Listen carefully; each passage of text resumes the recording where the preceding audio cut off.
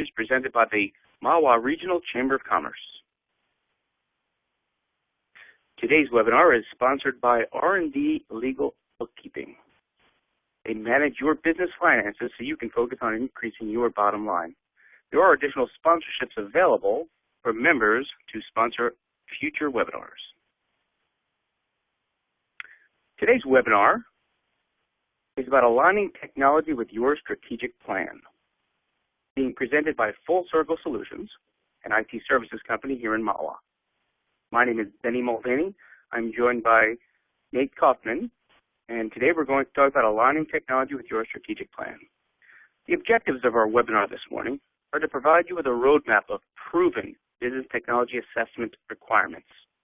We're going to communicate IT assessment best practices and discuss pertinent technology that enables you to run your business. One of the key words in this slide is assessment. Let's check it out. As we get started, I think it's critical for everyone to understand that every company, like a snowflake, has a unique IT requirements that demand unique IT solutions. Well, why is that? Every business is set up differently. Their objectives vary, but frankly, their resources vary. Their current state conditions, what kind of IT network environment and equipment that they have running are different, and their future state may vary depending on what their target is. What are they trying to accomplish on a day-to-day basis in their business? So as we look to clients and perform technology assessments, the first thing is to bridge that gap and perform an assessment. So today's webinar is really focused on what are the key elements that you need to look at when trying to bridge that gap. How do you perform a best practices technology assessment? What we find that works well is using 12 different items for proven technology assessments. We are going to talk about each one of these in detail with a slide or two. So let's continue. The first category we look at in a technology assessment is looking at the asset inventory that a client has in their network environment. You'd be surprised how many customers don't know how many PCs or workstations do they have. How about servers? What about switching and cabling equipment, wireless equipment, their firewalls and gateways? How about printers and copiers and output devices? The reality is many customers don't have this accurately and correctly ongoing. So our recommendation here is to maintain a real-time asset inventory for the company's IT infrastructure. It'll play an important role as we continue to look at the next 11 items. The next thing we believe everyone should assess is their local and wide area network design and configuration. What does that mean? It's looking at their network setup. What is their IP, their Internet Protocol, and subnet addressing and reservation policy? How are they handling their switching and routing equipment? How do they set up their firewall and gateway configurations? Are they using one internet service provider or a direct Ethernet carrier or multiple? How are they handling remote users? Are they using a virtual private network, otherwise known as a VPN? And how are they handling wireless configurations? Our recommendation as you go to assess your network design is to design and maintain a LAN and WAN infrastructure that's based on industry best practices. In this category, we would spend a lot of time discussing the best practices. The next category that we would talk about and want to do an assessment is your data backup and disaster recovery. Well, what does that mean? Here we start talking about things like the cloud, right, where we assess your company's current backup solution. Do you have data that's on PCs only, on a file server? Is that server being backed up? Is it being backed up just on premise, or is it also being backed up in the cloud? The key is identifying companies' mission-critical data and intellectual property. Often, some of that gets backed up on-premise, and only some of that gets backed up in the cloud. In order to determine that, you look at the company's acceptable threshold for downtime and interruption. If you were to have a power outage or a network connection problem, would you be able to restore immediately from the cloud versus how long could you wait if certain data was not backed up in the cloud? Those are key elements that there's answers that are different for every company, how much of your mission critical data needs to be backed up. So our recommendation is to consider cloud-based backup and disaster recovery solutions that are suited to your business. There is no one best practice. The next element that we look at for an assessment is network and data security, where we look to assess the current antivirus software solution. We'll look at internal security hardware configurations. We discuss the company's need for content filtering and application control, where we talk about what users have permission to access what types of files, folders on shared drives, etc. We determine company data permissions and identify file permission structures. And finally, we identify internal and external company data security risks. Are people able to hack in? What are the easiest ways for them, and are we blocking them properly? So our recommendation is to establish and maintain needed hardware and software security provisions to make sure you accomplish your security needs. The next thing we talk about are line of business applications. Now, what are these? Oftentimes, you'll hear people call them, refer to them as LOBs. And in each different vertical market, you may find a law firm is using a special application that's designed for law firms. In the construction industry, there's certain software designed for them. In many different vertical markets, there's software specific to running your business that may be different than, let's say, QuickBooks or an accounting package that's used by all different type of financial departments within companies. So as we look at your line of business applications, we identify the software applications that you're running and what your needs are. We assess the needed software integration requirements. Is everything tied together? Are there pieces you're not using and they're not working together properly? We determine the infrastructure requirements to adequately support the use of these applications, and we really look at performing software licensing audits. When you have a certain number of users using those, we want to make sure that you are licensed properly for that, so when you call those companies for support, you're able to get that support. Line of business applications are critically important to understanding everybody's business and running your business. We know that while we're not experts in every line of business application, getting them to work and support them properly in your environment is critical. So our recommendation is to ensure that mission-critical lines of business applications are up to date, adequately licensed, and performing to plan. Next, we'll talk about assessing your office communications strategy. What does this mean? Here, we're talking about things like email and phone. So as we look at phone, we look to assess your company's requirements and current solutions. Are you using a plain old telephone system, what people refer to as a POTS line, or are you using voice over IP or a digital phone solution? Are you using on-premise solutions, or are you using a hosted or cloud-based solution? Lots of different things to choose from, and understanding what your needs are and the workflow of your phone usage would we help recommend based on your assessment. Similarly, we look at determining a company use policy for your email. Are you using things like Microsoft Exchange? Do you have an Exchange server on site, or are you using a cloud-based system? There is no right or wrong answer. We often get questions about, should I host my own email or host it in the cloud? The answer is there is no one right answer. It's determined based on your needs, your requirements, your resources, etc.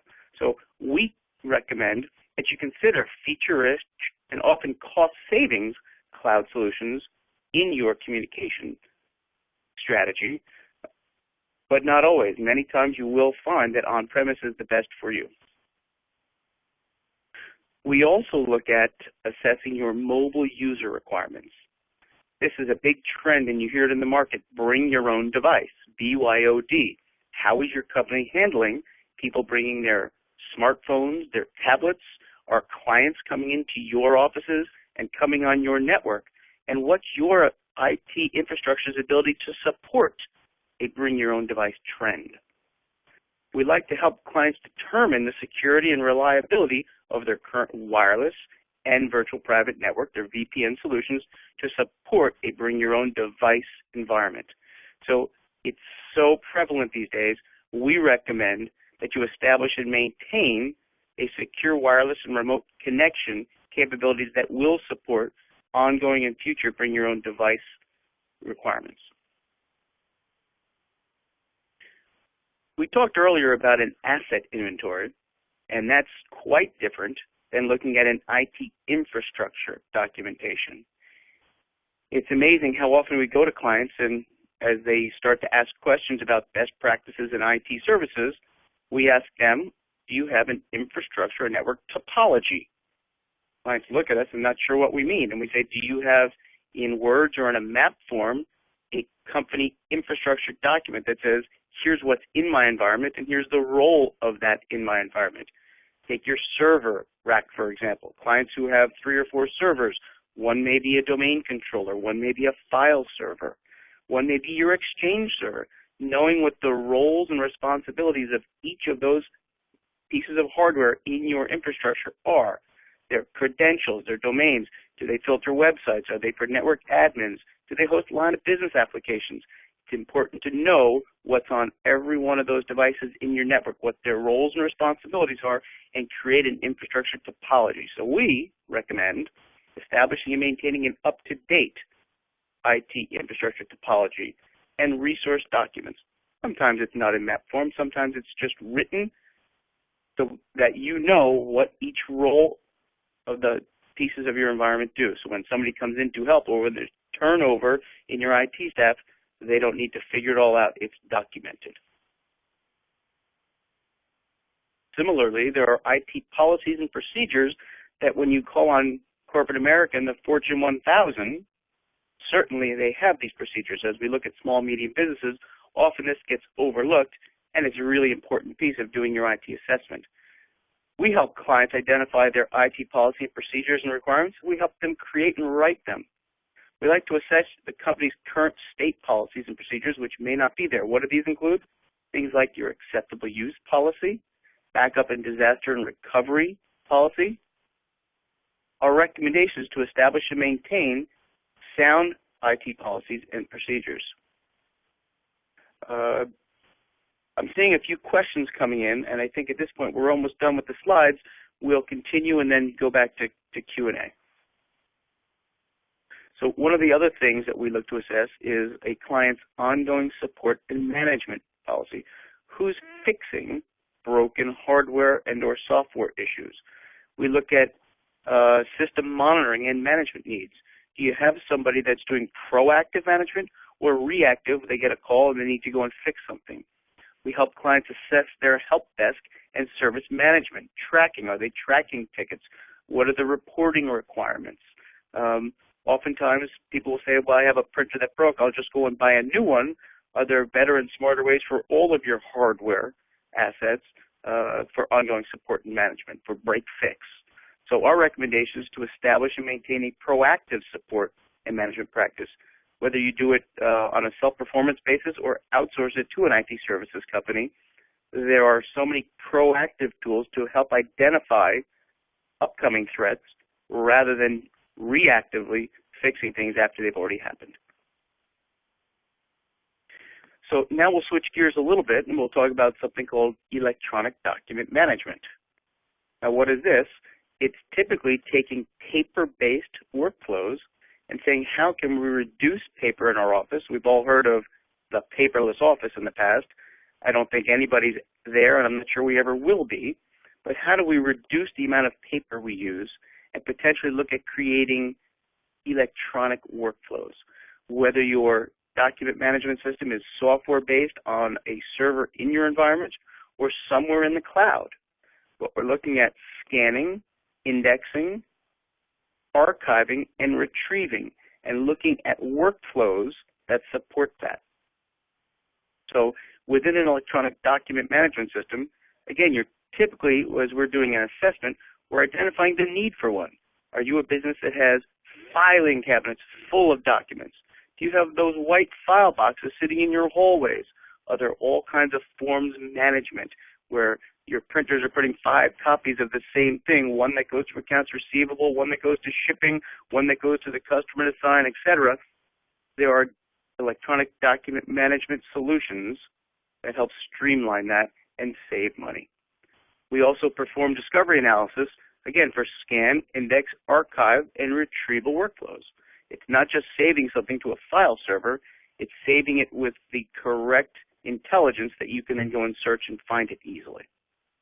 So our recommendation is to look to replace existing paper-intensive workflows into enterprise-wide solutions that allow sharing amongst multiple departments with a document management system. Again, one of the things that we talked about in the asset inventory was your document output devices, your printers and your copiers and your scanners and your faxes. So in order to implement a document management or print management program, we need to understand and do an assessment of your current state devices. How many devices do you have? How much do they print? Are they printing black and white and color? What size paper do you use? It's only then can clients look to right-size their environment of saying, how do I move from high-cost output devices like personal printers to low-cost output devices, usually your big network printers and copiers, in order to reduce your total cost of printing. So within a document output strategy, we believe clients need to assess their current state fleet of devices and design an optimized solution that may talk about asset consolidation. Rather than having everybody having their own personal printer, perhaps there should be some network devices and or copiers that everybody prints to those, with rules-based printing, where you might say, rather than printing 50-page documents to a small printer, they automatically get rerouted to a copier where the cost per page is lower. So we look at implementing solutions that will provide an immediate return on investment. We believe that clients today, with all the tools out there, should be managing their devices with a web-based software application that, again, allows for proactive management of their fleet, not reactively fixing broken things. So our recommendation is to consider fleet-wide managed print services programs, typically based on a cost per print rather than a cost per toner cartridge, which gives you predictable cost management for service and supplies. As we look to put it all together, we believe that in order to align technology with your strategic plan, it all starts with a comprehensive technology assessment. You've heard that word on almost every slide. There is no one right answer. It's only after you assess your environment that you conduct an on-site inspection and discovery with each specific company's business requirements. It's not just your infrastructure, it's what do you do as a company and what are your requirements, what do you need to support going forward. We compare your current state infrastructure versus best practices and what you need in the future state and bridge that gap. We typically want to help build things for scalability, security, redundancy, and reliability, and there's a lot of different ways to accomplish that on many different budgets.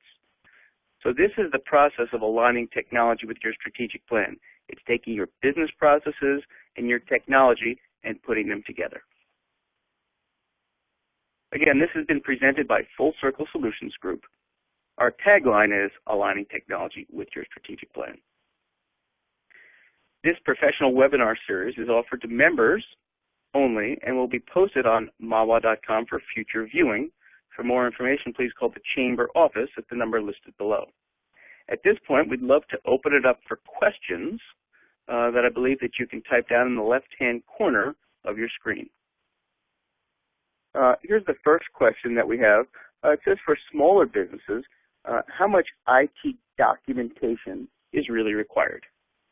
It's all a little bit relative. If you're small, it depends upon what you classify yourself as a small business. And if you're classifying yourself as a one-user small business, you know, obviously we still want to have documentation, but it's just not quite elaborate, as there's not as many devices to have. But once you start getting into the 3-user, 5-user, 10-user, you have a server involved, having documentation along with how your asset inventory and even acceptable use policies is important. It just does not take as long to produce that documentation, just based on the amount of devices that are there to analyze. But it's still important. Small businesses still run into the same issues with employees, with viruses, with attacks, with things like that, or even if they're switching from vendor to vendor, as we've seen that in the past too, where a small business may have a computer guy. That computer guy eventually becomes, maybe he moves on and does something else, or they fire him, and the next IT company that comes in, you're going to spend redundant time, redundant money as that person tries to figure out your network, how it was set up, why it was set up that way, what applications you use. So it really is important to have documentation about what your infrastructure is, once you start getting, 3, 5, 10, and above computers along that line. Thanks, Nate. Here's another question that's come in via the portal, where it talks about, do we recommend online commercial backup vendors like Carbonite? Are they secure? Yeah, there's tons of solutions in this space, and specifically Carbonite, they've been around for a long time. The big key there is when we analyze V-type, there's ones that are very inexpensive, and there are ones that move up the chain. It all depends upon what's your environment and what your applications are, especially if you have an Exchange server on site. We analyze those, and there's typically better solutions as you go up the chain. The other thing we also analyze in that case would be the amounts of data, and this is a huge thing, is how much data do you have? Because if let's say you have 50 gigs or 100 gigs or above data, and if you go with a pure online backup solution that all of your data is in the cloud and there's not any local device involved, if your system crashes, can you afford to wait for a couple days as that data is downloaded back off the internet to be rebuilt? And quite frankly, is it just bringing back data, or is it going to reinstall your operating system on your PC or on your server?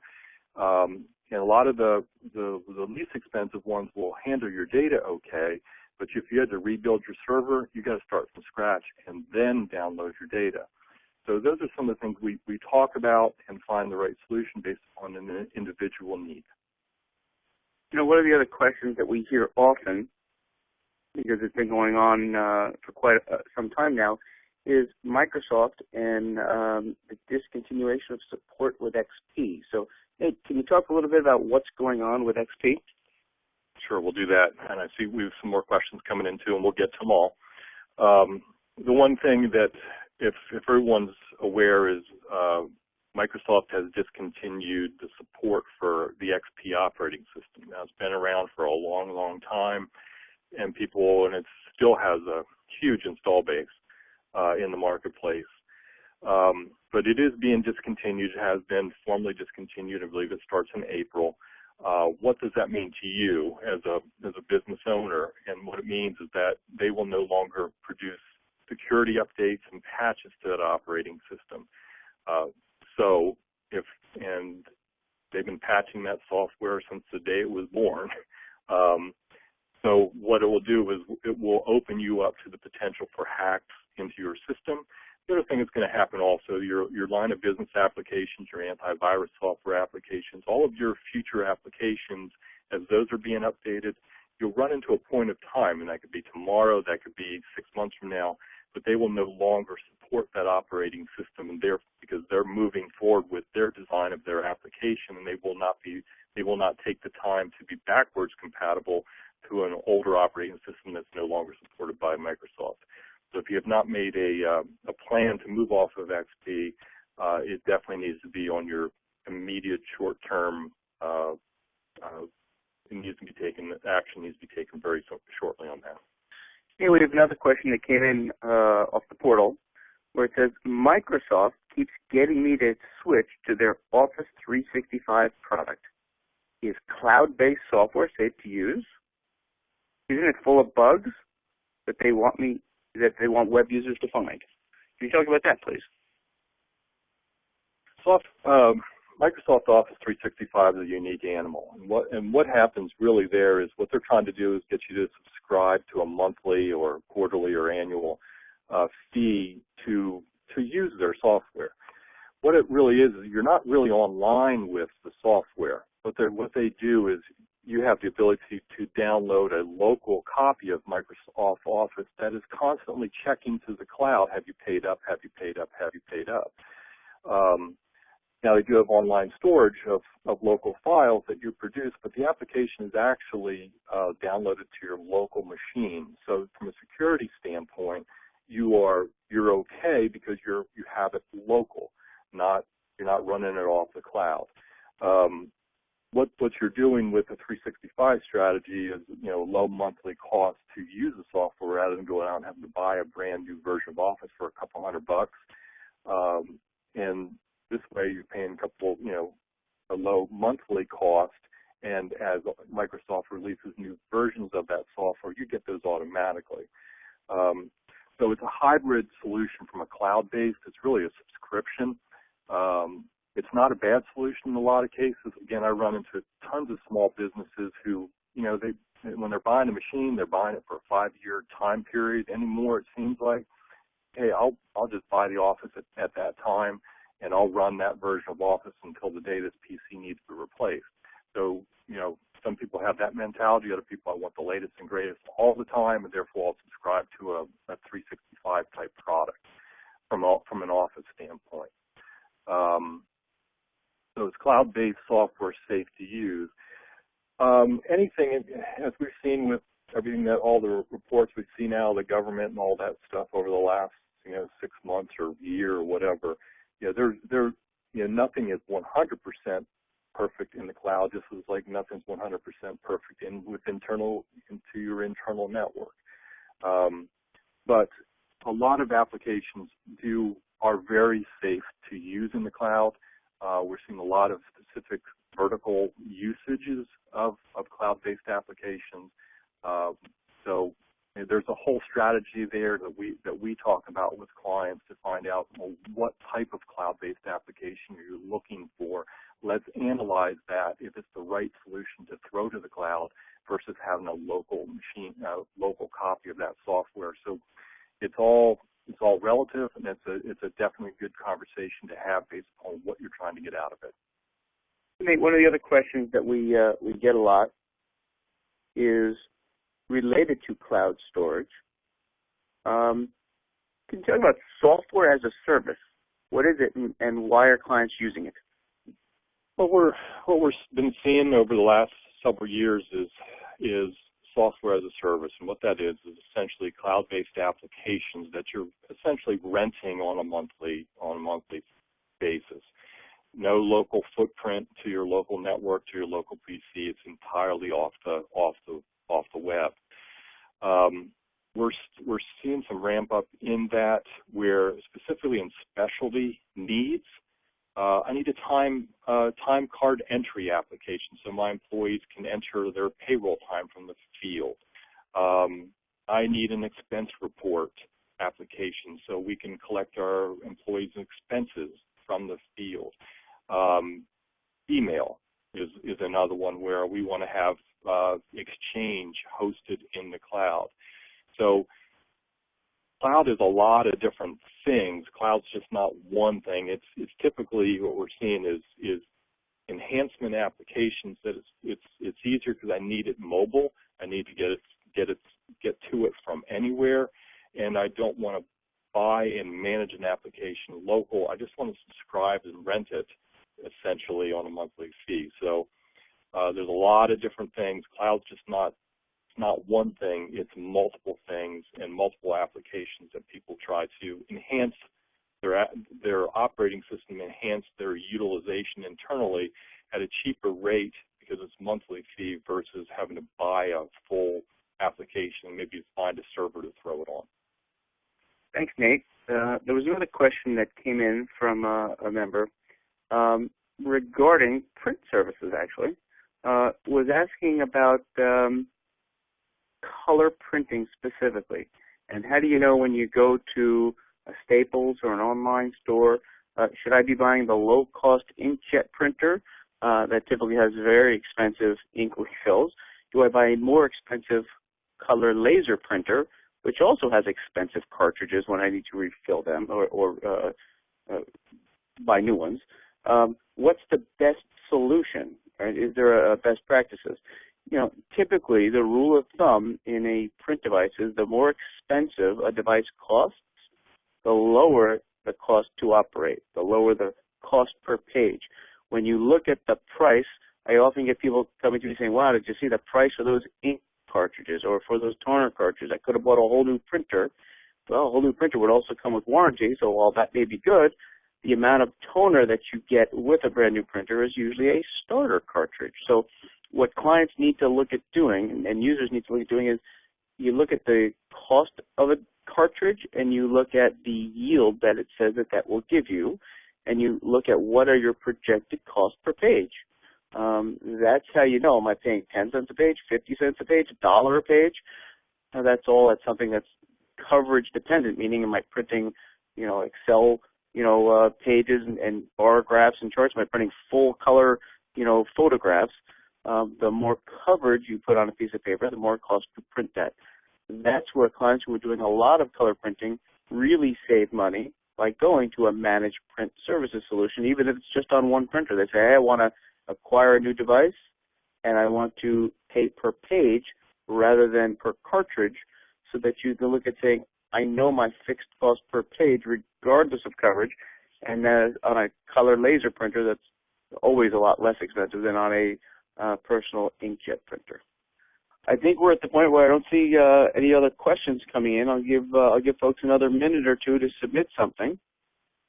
I hope you found this webinar useful and valuable. I appreciate you joining.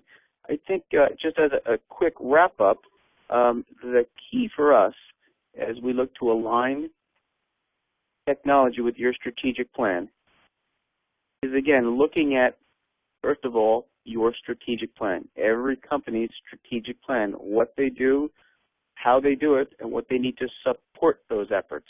We look to align technology with your strategic plan designed to support your current needs, your future needs, based on your budget. How do we accomplish what you're trying to do safely, securely, robustly, scalably, etc.? So that's how we look at aligning technology with your strategic plan. Again, this is Benny Mulvaney from Full Circle Solutions. Should you have any more questions, feel free to submit them to the chamber, and we'll get back to you. Thank you for joining, and have a good day.